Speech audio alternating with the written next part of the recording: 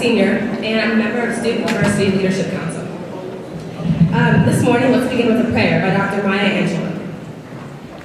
Father, Mother, God, thank you for your presence during the hard and mean days. For them, we have you to lean upon. Thank you for your presence during the bright and sunny days. For them, we can share that which we have with those who have less. Thank you for your presence during the holy days. For then, we are able to celebrate you and our families and our friends. For those who have no voice, we ask you to speak. For those who feel unworthy, we ask you to pour your love out in waterfalls of tenderness. For those who live in pain, we ask you to bathe them in the river of your healing. For those who are lonely, we ask you to keep them company. For those who are depressed, we ask you to shower upon them the light of hope. Dear Creator, you, the borderless sea of substance, we ask you to give to all the world that which we need most, peace. Amen.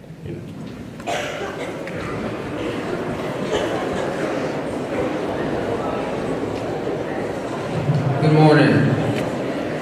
My name is Edward Holliday, and I'm a sophomore and a member of the Student University Leadership Council. We've invited Dr. Imani Perry's voice into our community to help us continue on our journey of learning how and why race matters in the world, and that hopefully by understanding ourselves, we can better understand one another. Dr. Imani Perry is a scholar of law, culture, race, and hip-hop. She's a professor at Princeton University Center for African American Study and an author and humanitarian. She graduated with a bachelor's degree from Yale College, where she was a double major in literature and American studies.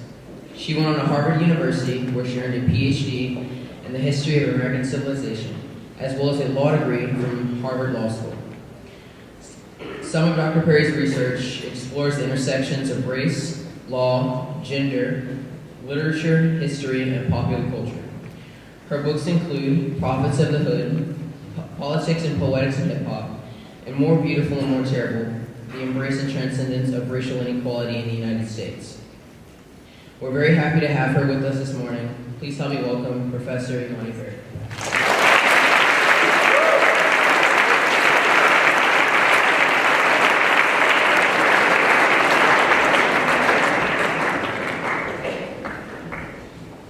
Hello, everyone.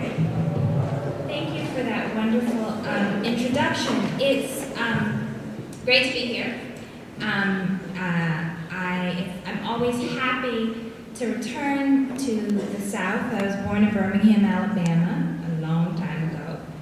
And it's wonderful to be here in Atlanta, and it's wonderful to be here in part because this school is very reminiscent of the schools that I attended in Massachusetts. I was born in Alabama, I grew up in Massachusetts, and I graduated from Concord Academy before going on to higher education.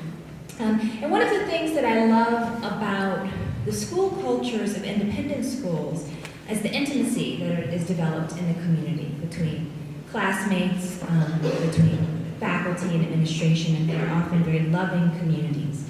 And when you share classrooms in which you're encouraged to explore subjects with a great deal of depth and sophistication, when you study for long hours together, when you go on camping trips and field trips, when you travel together, a special kind of closeness develops in a community. And this closeness is an enormous gift, but it also makes it difficult at times to know how to navigate certain forms of difference. When you're part of an intimate community, it's easy to take certain things for granted. You can assume that others in your community think like you or experience the world in the way that you do. And so when incidents or conflicts happen, or when the society at large is going through certain kinds of upheaval or conflict, and it makes its way into your close-knit community, it can be difficult and often and even painful. And so one of the effects, for example, there was lots of sort of campus activism that I'm sure you all are familiar with on my campus in the fall. And it was wonderful for my students at Princeton, but one of the things that was a consequence of that activism is that many of my students explained that their friendships became strained.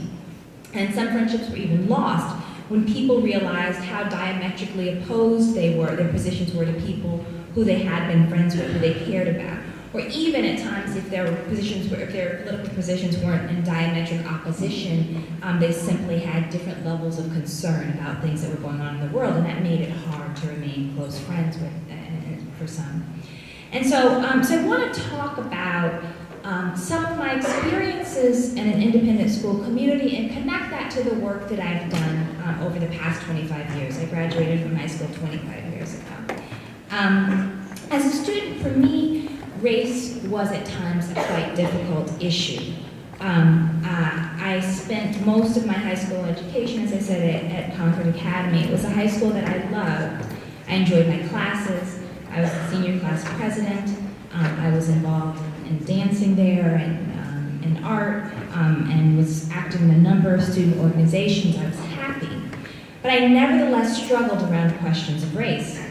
And as the journey that I've taken since my years in high school was informed by some of those struggles that I encountered early on. So part of what I want to share is thoughts about how all of us ought to think about or attempt to surmount the persistence of racial conflict, inequality, differences in terms of our ways of approaching the world and how we see the world. But before doing that, I'm going to talk about how these questions emerged in the context of my experience in a school that was very much like this. And I'm going to do it in this way because these issues are both personal and political. They are both things that impact our intimate lives and they're societal. We have to continually think about them in all of these ways. So I'll begin with an anecdote. Recently, several of my classmates on Facebook celebrated, and the world has changed because now we're all in contact with everybody who we ever knew in our lives through social media, which is both good and bad. Several of my classmates were celebrating the retirement of a teacher. This teacher, and I will not name him because I know this is being recorded, I'll call him Mr. Stevens, was beloved by the student body for his excellence. He was an extraordinary teacher. He took great joy in being an educator. He taught with a great deal of care. He was an English teacher. It was phenomenal. But what I remember most about Mr. Stevens is that on my first day in his class, I came in the middle of my sophomore year, so I was a new student. His was the first class I had at a new school, and he yelled at me because I'd forgotten to bring a pencil. I remember also that he erroneously marked me as not having turned in my assignments at the end of the semester, which I always turned in all of my assignments. I remember that he often confused me by name with another black female student in the class, that he never looked me in the eye, nor did he call on me when I raised my hand. I remember that none of the other African American students who were in his class ever had anything positive to say about him. So my first reaction when I saw these accolades about his retirement on Facebook was anger. I was hurt that so many of my friends and classmates were able to remember this person fondly, given how deeply he had hurt me. A person who was, at that time, a voracious reader, a passionate lover of literature from the age of 3, who had encountered a teacher who could not recognize me. But I was soon reminded, beyond sort of moving past the anger of my immediate reaction, is that this is actually how so much of race works. It's not apparent to those who don't suffer the impact of bigotries frequently. It operates as a kind of transparent veil between peers who are otherwise deeply bonded. It's not surprising that so many of my classmates would not have seen him or experienced him as I did. In my junior year, I took U.S. history, and when we discussed slavery in class, one of my classmates, and I'll call him Andrew, stated that the course books were a problem because slavery wasn't really always so bad, because his family had owned slaves and they had treated their slaves kindly and their slaves had been happy. So I responded angrily. I told him that to deny a human being the autonomy and authority to control their own labor and bodies and children was fundamentally unjust and inhumane, no matter how genteel it was. What was more difficult for me, however, was in the aftermath of the class that my classmate didn't understand why I was so upset at what he said. He couldn't quite get how much it struck me as an assault on my very humanity. sitting there in class with him, a person who frankly at the age of 16 had more wealth than I will probably ever have in my entire life. Wealth that was gained, as he so proudly proclaimed, by the exploitation of labor, the labor of my people. And it wasn't that I would ever personally blame him for this past, that would be absurd, but I was angered by his failure to acknowledge that the way the present in our two lives was shaped by that past. I was angered by his unwillingness to fully acknowledge the impact of that past. At the very least, I expected he would think with greater care about where we came from and how we got to where we were. And interestingly enough, years later, in fact, he became someone amongst my peers who, and this was after we graduated, who actually approaches questions of difference with incredible sensitivity. So while we still have political differences, it's clear that those conversations that were so difficult in high school had an impact upon the way that he operates in the world now. Now, when I was admitted to colleges, I of course received the inevitable backlash that always happens in really competitive school environments. You all know this, where out of a group of all of you where everyone is excellent and extraordinary, and not everybody gets what are considered the top prizes or into every choice school that they want to attend And one of my dearest friends, after I found out I was admitted to Yale, she'd been my friend since age 5, blamed my acceptance and her rejection on my blackness and her whiteness. Now, of course, there's an affirmative action policy at competitive schools, but there was an affirmative action reality that she benefited from for many years prior to our application to these colleges. She was the beneficiary of wealth that had accumulated over generations. She never had to encounter the presumptions of inferiority in class. In elementary school, she had always had starring roles in plays. I had always served as the narrator. I was told it was because I read so well, or spoke so well, but it was telling that race seemed to determine so much in terms of who was recognized.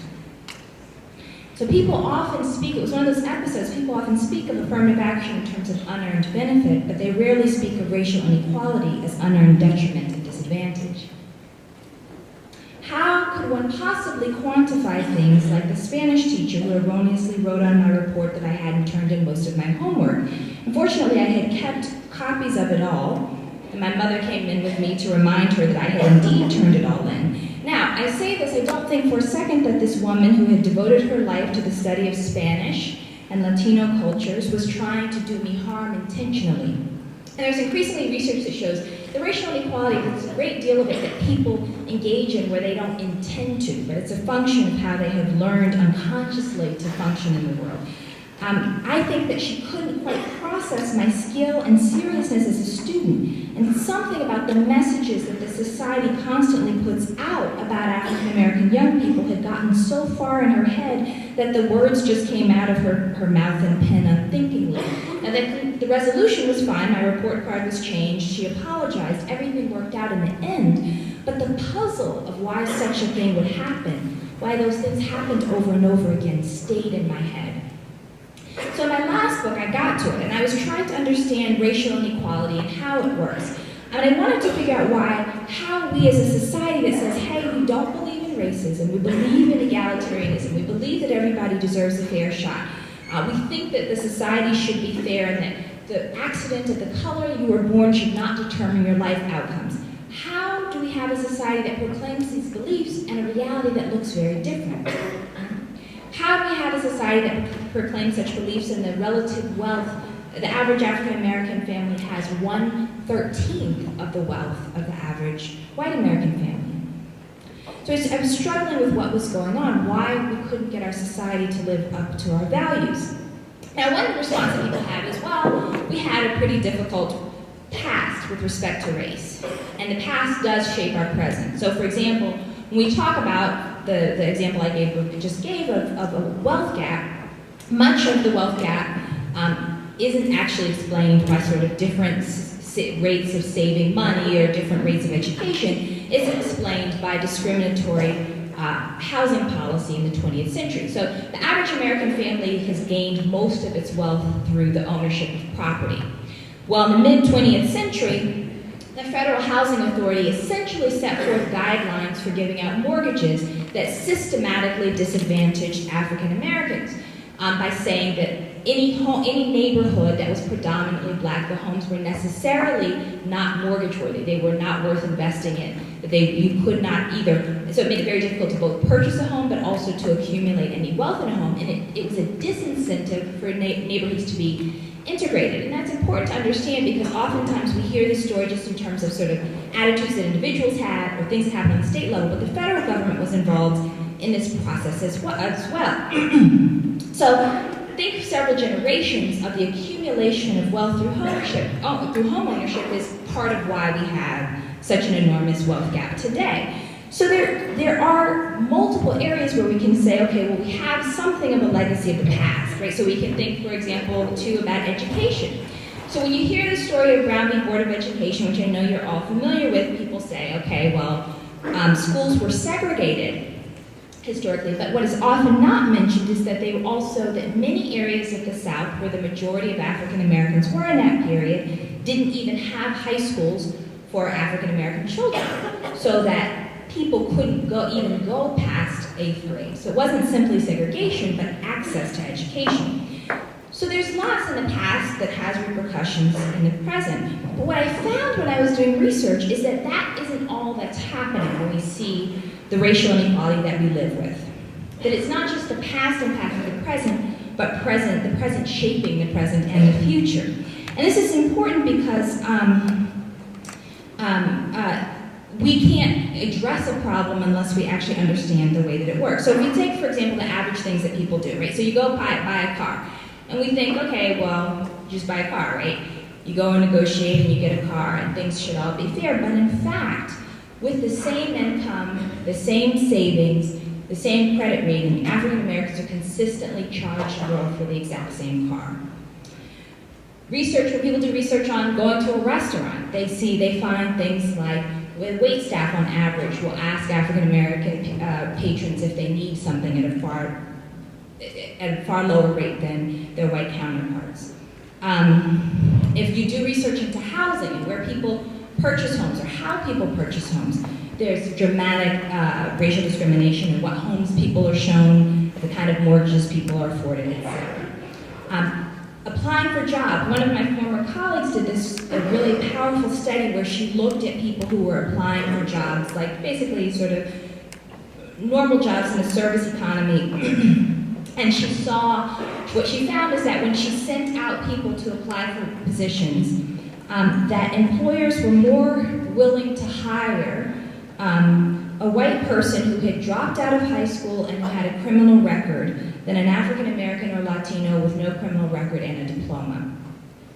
There's also research that says when you apply for jobs, you have a name that is associated with African Americans or Latinos, you're far less likely to be called in for an interview. Again, when everything else is equal. Same neighborhood, same degrees, etc. So why is this happening? In most instances, what I found is that people aren't actually deliberately deciding, I want to discriminate.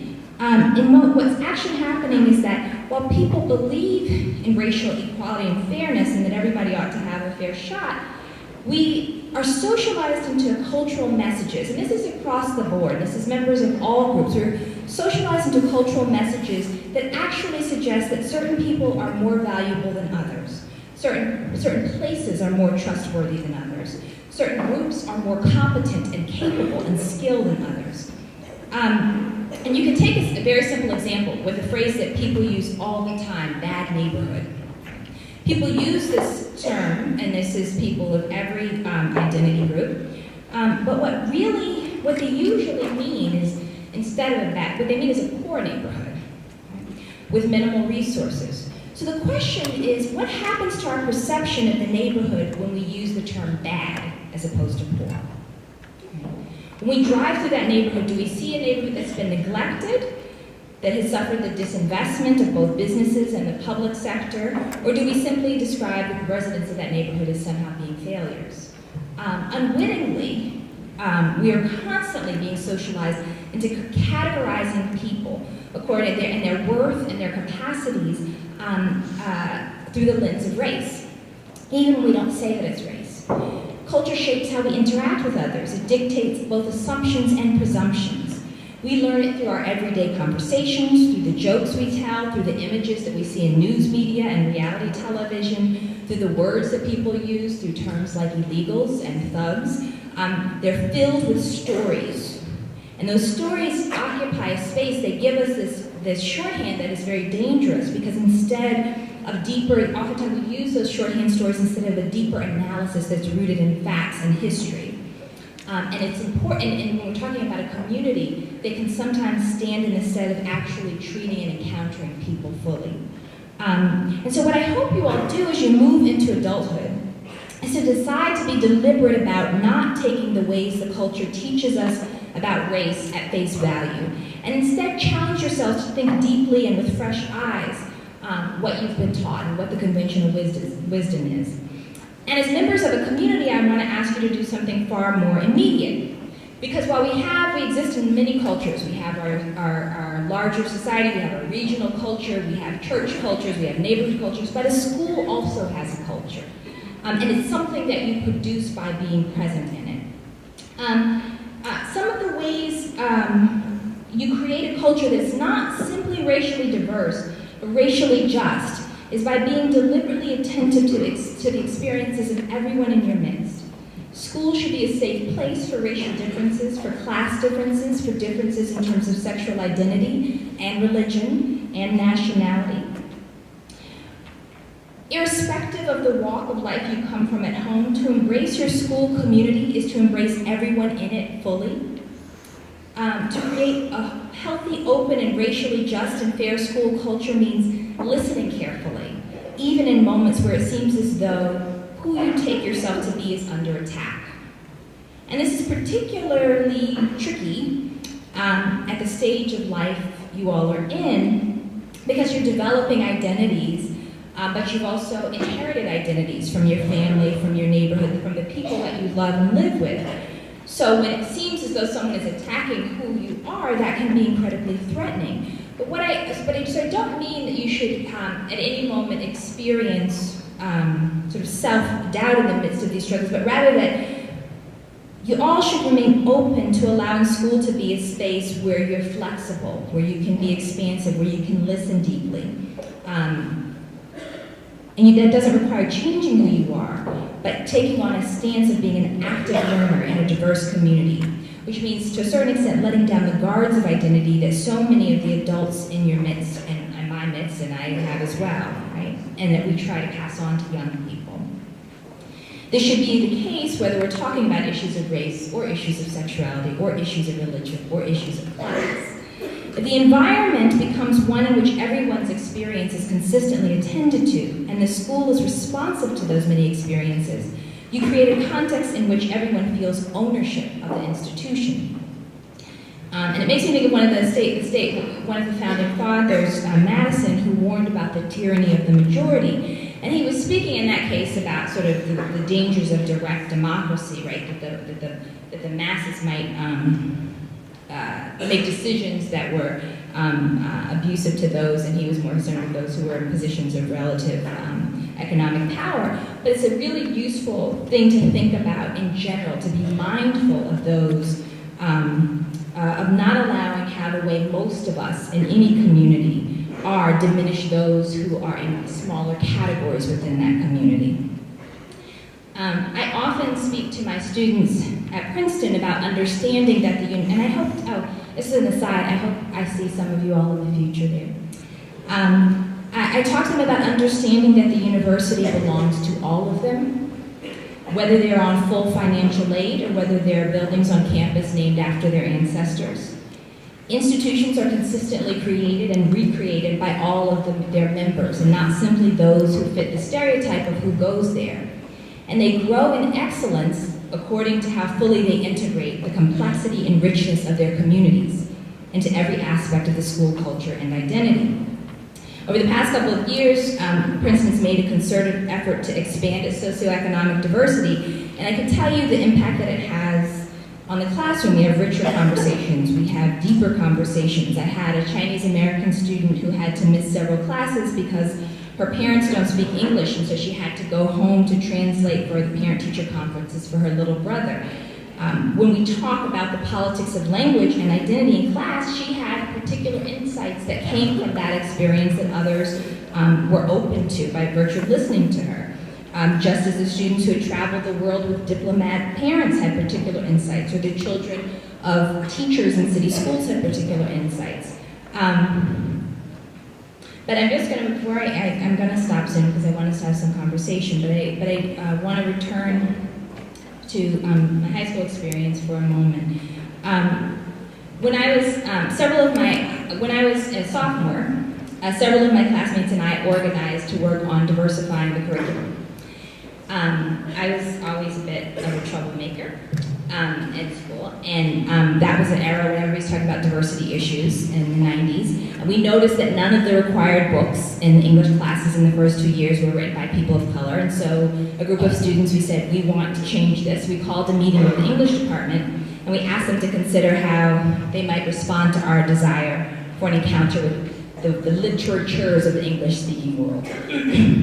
And during that meeting, Mr. Stevens, the teacher who I had a difficult time with, said that he refused to change anything about what he taught. And then I learned that in the following year, when the English department did decide to make some changes, he informed the students in his classes that the books by authors of color that were added to the curriculum were not going to be required reading, and he certainly wasn't going to talk about any of them. But there was another teacher, Mr. McFarland, who in the meeting was pretty angry at us. He was irate.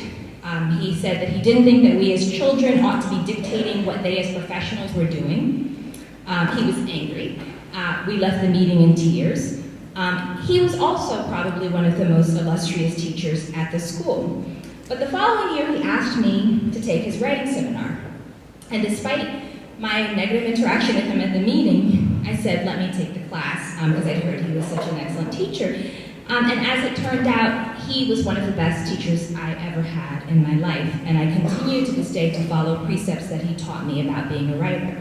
And I've written him long letters of appreciation over the years. Now, when I walked in the classroom, I was afraid because I'd had this difficult interaction with him. But the first assignment he gave us was an excerpt from African-American novelist Richard Wright's Black Boy. And it was a writing seminar, of course, to teach us about writing. And painstakingly, he illustrated for us Richard Wright's mastery of composition. And he did so through a piece in which Wright was narrating his encounter with the violence and racism of Jim Crow.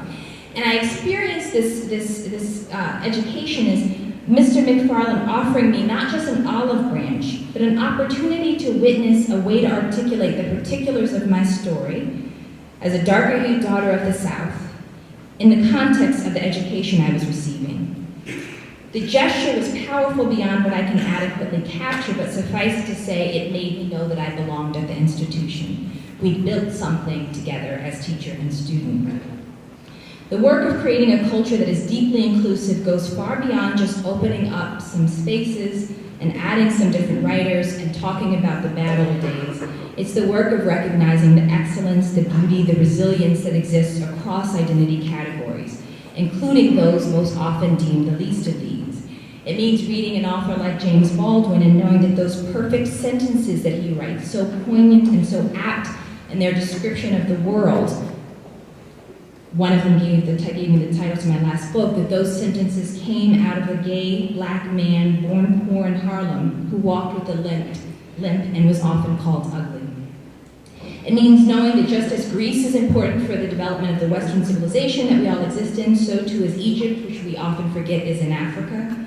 It means listening and responding with care if your classmate voices fear about the prospect of being shot in the street. It means understanding that if we encounter people and treat them according to stereotypes, then we exclude them from our community. And if we exceptionalize them and say, well, you're okay because you're not like the others, then we insult their identities. If nowhere else, school must be the one place where we vigorously commit ourselves to radical and deep inclusivity and mutual respect, appreciation, and recognition. Now, one of the great tricks of education is that adults are always supposed to be the ones teaching young people, but there are important things that young people understand much better than adults. I always marvel at how deeply kids, especially young kids, hold on to their notions of fairness. Adults are always trying to work our advantages. We're trying to work our connections for stuff that we want. We're trying to take advantage of who we know and what resources we have to get a leg up on someone else, to have a better shot at the things that we want. But kids really want things to be fair. They want the cookies divided equally. And although many of you are on the cusp of adulthood, I want you in your community to model for the adults in your lives, whether families or teachers or community leaders, that deep sense of fairness that I think emerges really naturally out of youth. And I want you to commit yourselves to living in fairness. So I'm going to my 25th high school reunion in a couple months. And the life that I've developed over the past 25 years makes it easy to go back to that school. Because I can at once recognize that I've benefited so deeply from the excellent education, from the privileges that the school afforded me for the community, and also understand the moments of woundedness that I experienced there, and look back with a great degree of pride on the impact that I made during my time there on moving it towards a place that is better than what it was when I first entered those doors. And I hope the same for you, all of you, many years into the future when you look back. Thank you.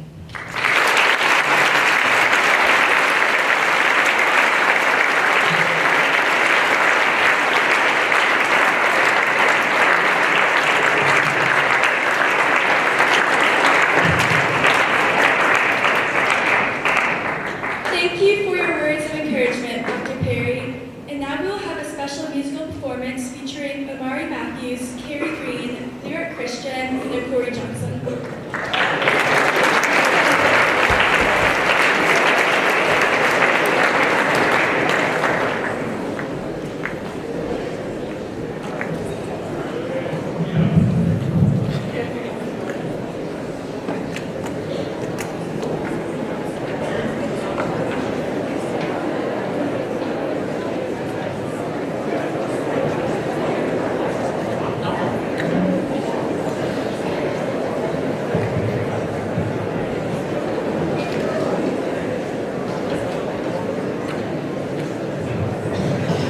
Everybody.